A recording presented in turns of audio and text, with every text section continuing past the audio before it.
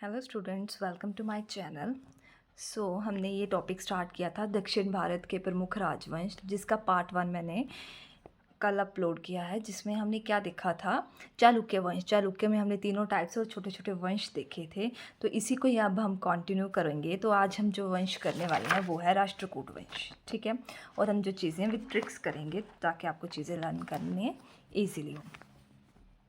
तो राष्ट्रकूट वंश स्टार्ट कर रहे हैं। तो इसके फाउंडर कौन है? दंती दुर्ग।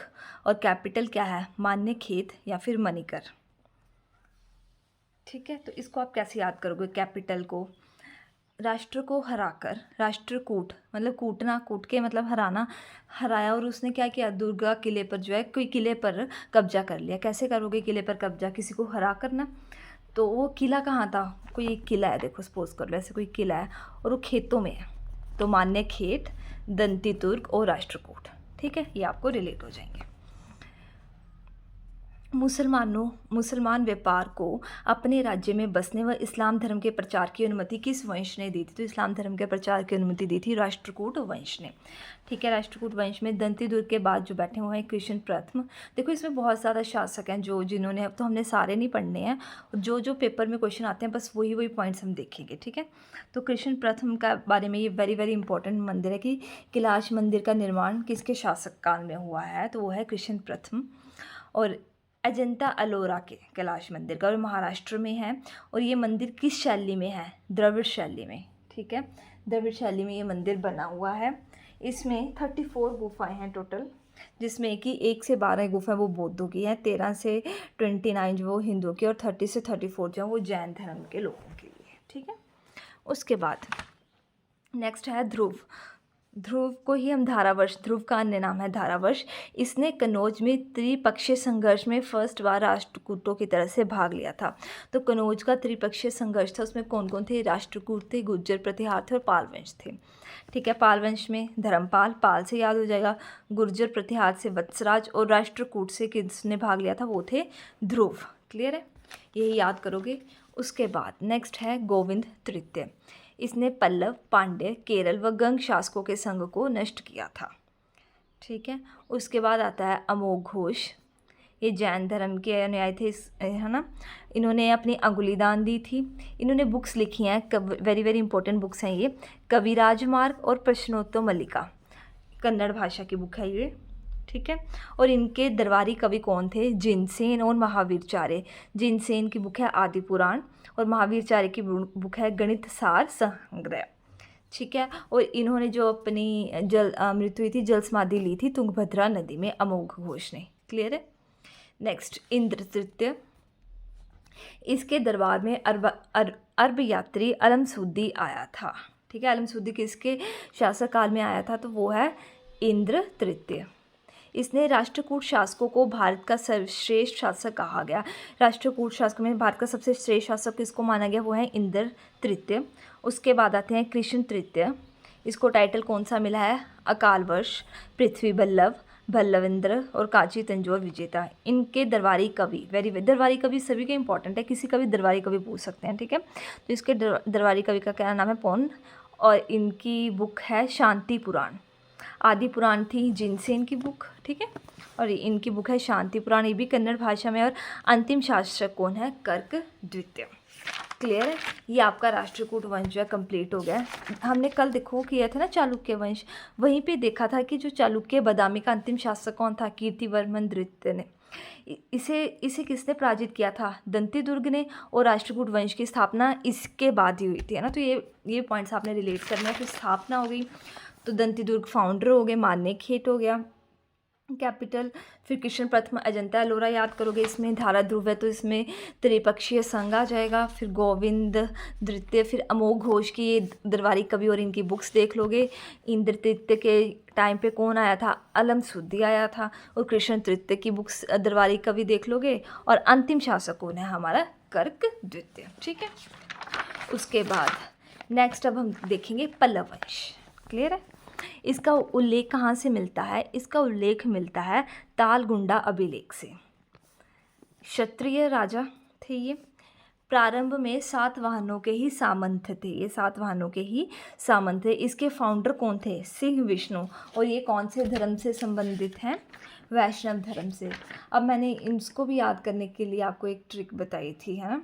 सिंह विष्णु, और इसकी तब राजधानी ख्याति कांचीपुरम थी, और इसके अंतिम शासक अपराजित वर्मन थे। ठीक है, वो आप वहाँ से देख लेना। अपने साम्राज्य का विस्तार कावेरी नदी तक किया इन्होंने। ठीक है, सिंह विष्णु ने अपने साम्राज्य का विस्तार कहाँ तक किया था? कावेरी नदी तक। मामल्लपुरम में आदि वराह गुफा मंदिर का निर्माण, वराह मंदिर। ठीक है, इस कौन से मंदिर का निर्माण? वराह मंदिर भी बोलते हैं जिसको, इसको या फिर आदि वराह गुफा या फिर वराह मंदिर सिंह विष्णु ने करवाया था। इनके टाइम के दरबारी कवि कौन थे? भारवी, जिन्होंने बुक लिखी है किरातार्जुनीय। ठीक है, नेक्स्ट आते हैं महेंद्र वर्मन प्रथम। टाइटल क्या है इनका? विचित्र चित्र, गुणभर, मत्र विलास और शत्रुमल। ठीक है, प्रारंभ में तो इन्होंने जैन धर्म अपनाया, पर बाद में ये शैव धर्म में इन्होंने शैव धर्म अपनाया था। ठीक है, तो बुक जो थी वो थी मत विलास प्रहसन। इन्होंने जो बुक लिखी वो कौन सी थी? मत विलास, यहीं से आप यही वाला मत्र विलास नाम भी है ना, वही मत्र विलास प्रहसन। क्लियर है। उसके बाद नरसिंह वर्मन प्रथम, इनको कौन सा टाइटल मिला है? इनको टाइटल जो मिला है वो है महामल या फिर मामल। 641 ईस्वी में वेनसांग कांचीपुरम आया था। तो वो किसके शासनकाल में आया था? वो नरसिंह वर्मन प्रथम के। इसने पल्लव प्रदेश को रत्नों का आकार कहा है। पल्लव प्रदेश को रत्नों का आकार किसने कहा है? तो वो है वेनसांग जी, वो जो किसके शासनकाल में आया था? नरसिंह जी के। ठीक है, चालुक्य वंश के राजा पुलकेशिन को द्वितीय को हराकर जो उपाधि मिली थी वो थी वातापी कोंड। ये हमने पढ़ा था पीछे, पुलकेशिन द्वितीय चालुक्य वंश का राजा था। उसको किसने हराया था? नरसिंह वर्मन प्रथम ने। तो इनको कौन सी उपाधि मिली थी तब? वातापी कोंड। महाबलीपुरम मंदिर, वेरी वेरी वेरी इंपॉर्टेंट, चट्टानों को काट कर बना ये मंदिर है महाबलीपुरम मंदिर। किसने बनवाया था? नरसिंह वर्मन प्रथम ने। इसको एकाश्म मंदिर या फिर रथ मंदिर भी कहते हैं। इसमें 7 रथ हैं। जो सबसे बड़ा है वो धर्मराज का, जो सबसे छोटा वो है द्रौपदी। ठीक है, नरसिंह प्रथम के बाद महेंद्र वर्मन द्वितीय, ये सारे बैठे हैं, इनके कोई इंपॉर्टेंट पॉइंट्स नहीं है। नेक्स्ट आप देखोगे नरसिंह वर्मन द्वितीय, जिनको उपाधि मिली थी, क्या उपाधि मिली थी? आगम प्रिय, शंकर भक्त, राज सिंह, सर्वप्रिय। कांचीपुरम में घटिका संस्कृत यूनिवर्सिटी है, उसकी स्थापना की थी। कांचीपुरम में ही कैलाश मंदिर का निर्माण करवाया था, जिसको राज सिद्धेश्वर मंदिर भी, कैलाश मंदिर, अब तभी इसको शंकर भक्त भी बोलते हैं ना। देखो कैलाश और शंकर ये रिलेट हो जाएगा आपका, कैलाश मंदिर या फिर राज सिद्धेश्वर मंदिर।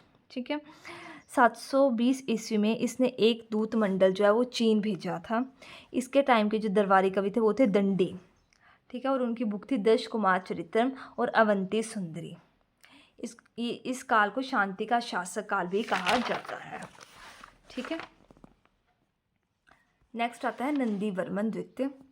कांची का मुक्तेश्वर मंदिर और बैकुंठ पेरुमल मंदिर दोनों किसने बनवाए थे?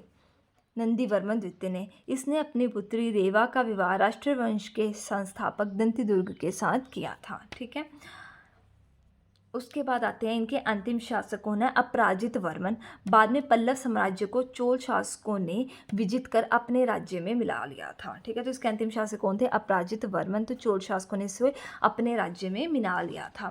तो नेक्स्ट अब हम देख लेते हैं चोल साम्राज्य। ठीक है, चोल साम्राज्य का उल्लेख मैगास्थनीज की इंडिका बुक और अशोक के शिलालेखों से मिलता है। राजकीय चिन्ह क्या है? बाघ है। प्रारंभिक जानकारी संगम युग से मिलती है। ठीक है, फाउंडर कौन है? विजाले, जिनको द्वितीय संस्थापक कहा जाता है, और इनको नरकेसरी की उपाधि मिली है। कैपिटल क्या है इनकी? तंजौर। चोल जोर, जोर से बोला चलो, चोल जल्दी चलो, कहाँ पर? विद्यालय में। तो चोल विद्यालय और तंजौर। ठीक है, और इसके वास्तुकार कौन है? राज पेरुथच्चन। ठीक है, फर्स्ट फाउंडर किसको माना जाता है? कारिकल को, और इसकी कैपिटल क्या है? उरेयूर। ठीक है, नेक्स्ट आदित्य प्रथम, इनको उपाधि मिली थी कोदंडराम की, और इसको किसने पराजित किया था? अपराजित वर्मन ने। ठीक है, अभी पीछे पड़ा। उसके बाद प्रांतक प्रथम मधुरकेंद्र की उपाधि, और इसका उल्लेख अभिलेख कहाँ से मिलता है? उत्तर मेरूर अभिलेख से। लौह एवं रक्त नीति अपनाई थी। तक्कोल का युद्ध हुआ था, वेरी वेरी इंपॉर्टेंट। तक्कोलम का युद्ध किसके शासनकाल में हुआ था? हुआ था प्रांतक प्रथम के। राष्ट्रकूट और चोल के बीच में हुआ था। राष्ट्रकूट में से कृष्ण तृतीय थे और चोलों में से प्रांतक प्रथम थे। क्लियर है? और जीता कौन था? राष्ट्रकूट जीतते थे। नेक्स्ट है गंडार द्वितीय। नेक्स्ट जो हमने पढ़ना वो है प्रांतक द्वितीय। सुंदर चोल के नाम से भी इनको जाना जाता है। ठीक है। राजराज प्रथम, इनके बारे में मैंने वही पॉइंट्स ऐड किए हैं जो पेपर में आते हैं। तो राजराज प्रथम हैं, उनके कौन हैं? उनका अरिमोल वर्मन अन्य नाम है। रक्त एवं लौह की नीति भी इन्होंने अपनाई थी। श्रीलंका पर आक्रमण करके उसके उत्तरी भाग पर अधिकार करके एक नया प्रांत बनाया था। श्रीलंका पर इन्होंने आक्रमण किया और उसके उत्तरी भाग पर अधिकार करके एक नया प्रांत बनाया था, मुक्तिचोल मंडलम। ठीक है। मालदीव समूह पर भी अधिकार कर लिया इन्होंने। तंजौर में राजेश्वर मंदिर और बृहदेश्वर मंदिर, ये मंदिर जो हैं ग्रेनाइट, ऐसे इकलौते मंदिर हैं जो पहले ग्रेनाइट के बना था, वो थे ये राजेश्वर मंदिर। इसकी ऊंचाई कितनी है? 58.5 मीटर। तो आरबीआई ने क्या किया था? रिजर्व बैंक ऑफ इंडिया ने 1 अप्रैल 1954 को 1000 के नोट के ऊपर इसका चित्रांकन जो है वो लगाया था। ठीक है। नेक्स्ट आते हैं राजेंद्र प्रथम, इनको पंडित चोल भी कहते हैं। बंगाल के शासक महिपाल को पराजित किया था और इन ठीक है यहाँ तक बंगाल के शासक को पराजित किया था। मतलब ये देखो, ये साइड वाले पार्ट्स को इन्होंने ज़्यादा वो किया था। देखो ये श्रीलंका, ये मालदीव, ये बंगाल। क्लियर है? बंगाल की खाड़ी को झील में परिवर्तित किया था और पूरे श्रीलंका पर विजय पाई थी। और अंतिम शासक कौन है? राजेंद्र तृतीय। ठीक है। इसके चोल साम्राज्य के कुछ इम्पॉर्टेंट पॉइंट्स हैं, वो देख लेते हैं कि चोल साम्राज्य को 6 प्रांतों में बांटा गया और जिसको हम मंडलम कहते थे। ये भूमि उपज का 1/3 भाग देते थे। भगवान विष्णु के उपासक थे और शिव के। जो विष्णु भगवान के उपासक थे उनके अलवार कहते थे और शिव जी के उपासक को नयनार। ये कैसे याद रखोगे? शिव जी दोनों सेम है, कन्फ्यूज़न हो जाती है। तो जैसे शिव जी हमें पता है नर और नारी दोनों एक शिव शक्ति माने जाते हैं ना, नर और नारी, तो नए नार। ठीक है। भगवान शिव की नटराज की मूर्तियाँ यहाँ से मिलती तंजौर में, कांसे की थी और चोल साम्राज्य का ये सर्वोत्तम उदाहरण है। महत्वपूर्ण बंदरगाह क्या है? कावेरी पट्टनम। प्रसिद्ध विशेषता नौसैनिक शक्ति थी। स्थानीय स्वशासन था, स्थानीय लोगों का ही अपना शासन था। जो गोल्ड कॉइन्स थे उनको क्या बोलते थे? कांशु, या फिर कई बार कलंजू भी आ जाता है। ठीक है। नेक्स्ट है भूमि 3 टाइप की भूमि दी जाती थी, ब्रह्मोदय, शालाभोग और देवदार। ब्रह्मोदय क्या थी? ब्राह्मणों को उपहार में दी गई भूमि। शालाभोग स्कूल के रख रखाव के लिए भूमि। देवदान मंदिरों के लिए उपहार में दी गई भूमि। ठीक है। चोल साम्राज्य के जो बगान समिति थी वो क्या थी? वो सड़कों की देखभाल करती थी। जो उर समिति थी वो तालाब एवं बगीचों के निर्माण हेतु भूमि अधिग्रहण करना। ठीक है। इसमें 2 टाइप के अधिकारी होते थे, उच्च और निमन। उच्च को पेरुदरन और निमन को शेरुदरन कहते थे। कन्नड़ साहित्य में तीन रत्नों का इम्पोर्टेंस है। जैसे हमने पहले भी पढ़े थे ना, त्रिरत्न धर्मों में, बौद्ध धर्म में है ना, वैसे यहाँ पर भी है। 3 रत्न क्या थे? पंप, पौन और रन। ठीक है। ये हो गया आपका चोल साम्राज्य। एक पांड्य साम्राज्य भी था, उसको मोतियों का देश कहते थे। उसके फाउंडर कौन थे? कुंडुगोन। और कैपिटल क्या थी? मदुरई। तो आपने बस पांड्य साम्राज्य में सिर्फ इतना सा ही देखना है। तो होप्स आपको मेरी वीडियो अच्छी लगी होगी। Thank you so much for watching.